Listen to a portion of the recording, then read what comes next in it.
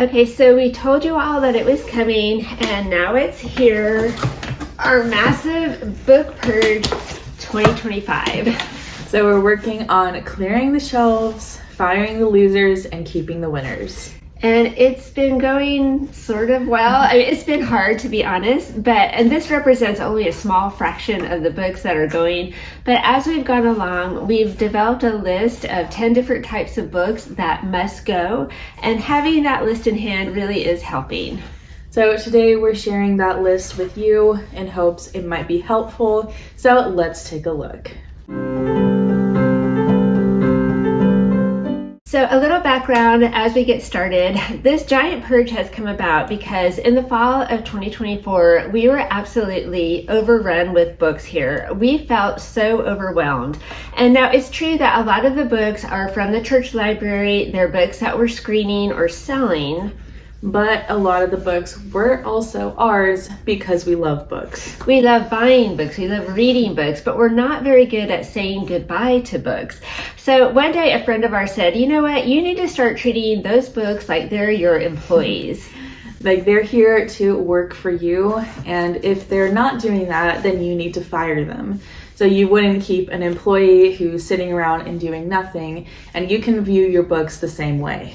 So that inspired us to create our list of books that we're firing. That was our light bulb moment, and it was very helpful.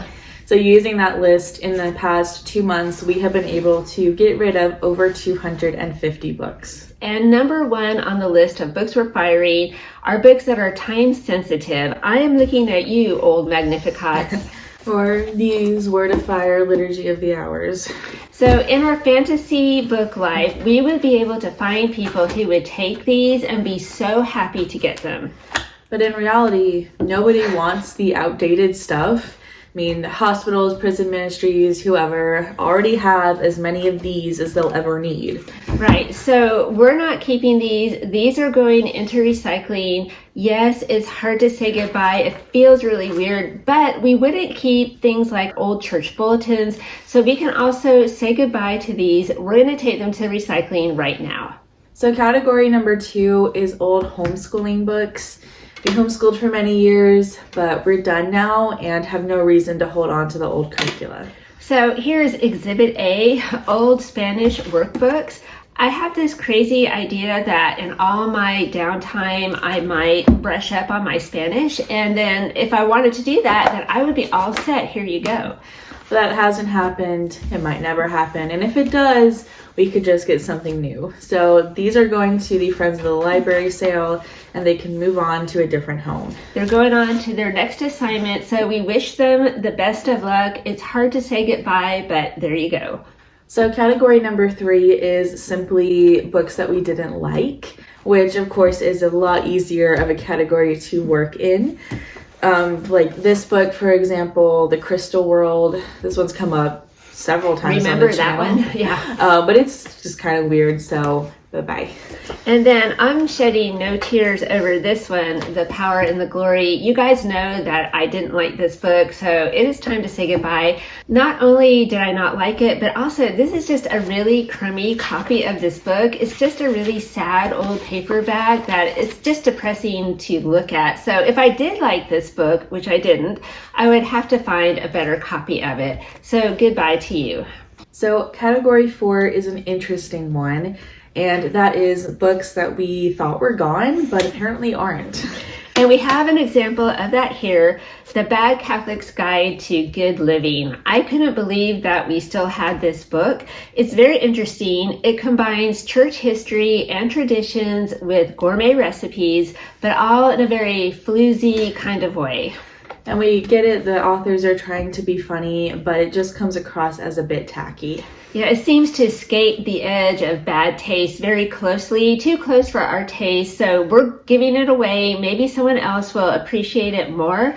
I was really surprised when it turned up on a bottom shelf and I thought, what are you still doing here? So we're going to pass it on. So category number 5 is books that we are not going to read again.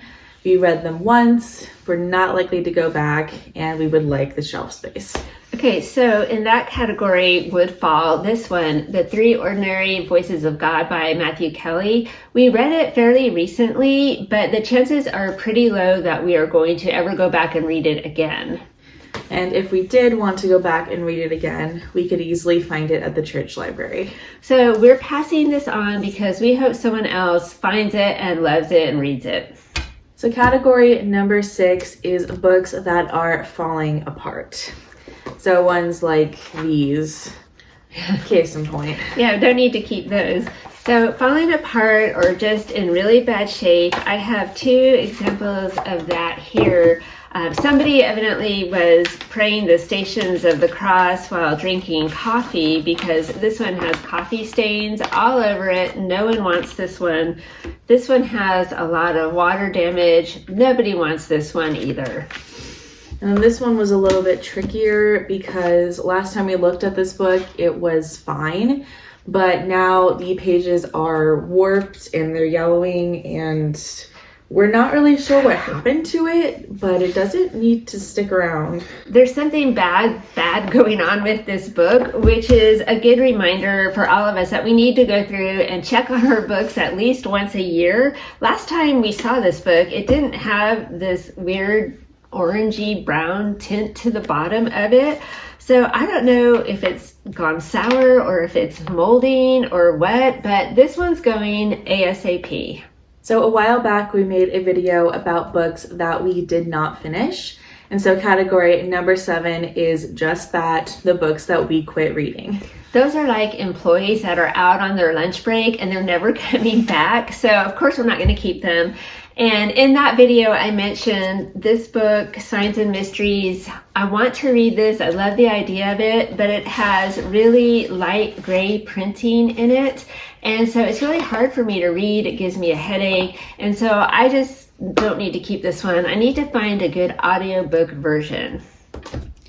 And then category number 8 is books that we've had for a really long time, but have never read. That's a tricky category because sometimes a book will sit on your shelves forever until the time is right. I have always wanted to read this one, Angels by Billy Graham. It falls into that category.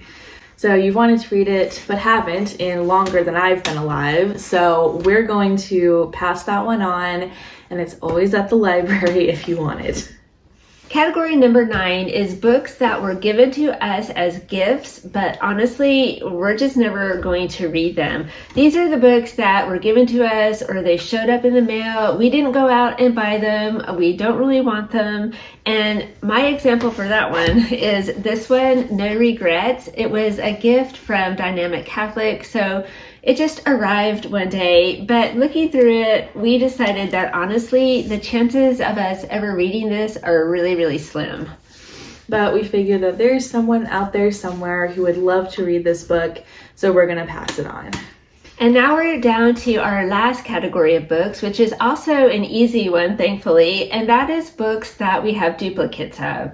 So it doesn't make any sense for us to keep 2 copies of the same book when our shelf space is limited. And going through our books this time, we discovered that we have multiple copies in our house of both of these books. And it can be difficult to decide which copy to keep if they're both in good shape. But, well, we're done. No more duplicates. That's right. We just don't have the space. So we're going to pass these on to their next assignment. So that is a look at some of the progress on our book purging journey.